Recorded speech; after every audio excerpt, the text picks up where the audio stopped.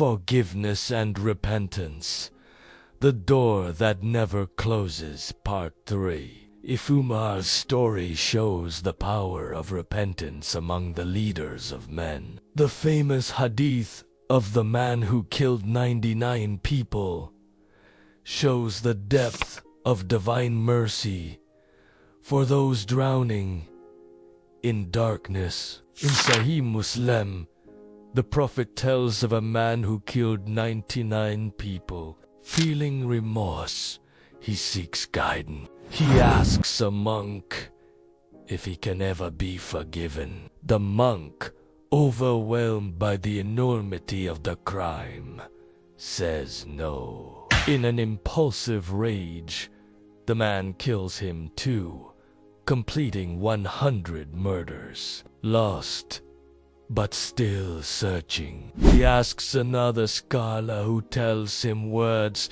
that echo across centuries. Who can stand between you and the mercy of Allah? That question itself is the core of Islamic repentance. No human being, no institution, no past, no stain can block the path back to God. The scholar advises the man to leave his evil environment and travel to a place of righteousness where he can start anew.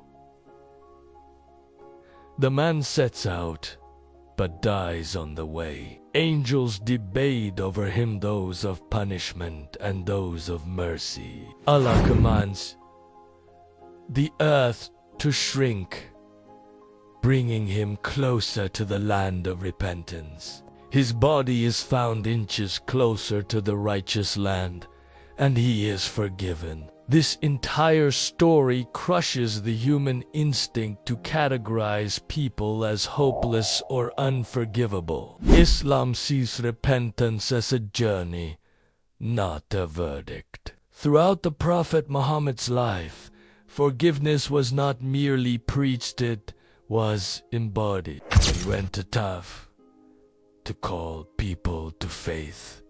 They rejected him violently, pelting him with stones until his sandals filled with blood. The angel of the mountains offered to crush the city between two mountains. Instead, the prophet said, "I hope that Allah will bring from their descendants people who worship him." His response was not vengeance, but hope. Years later, during the conquest of Mecca, he entered the very city that had persecuted him for over a decade. The Quraysh expected retaliation, punishment, execution. Instead, the Prophet stood before them and said, echoing the words of Prophet Yusuf, "There is no blame upon you today. Go, are free." With that, he forgave thousands of people who had once plotted his death. Historians agree this one moment reshaped the identity of Islam forever. A faith born through forgiveness became the foundation for a civilization that balanced justice with mercy.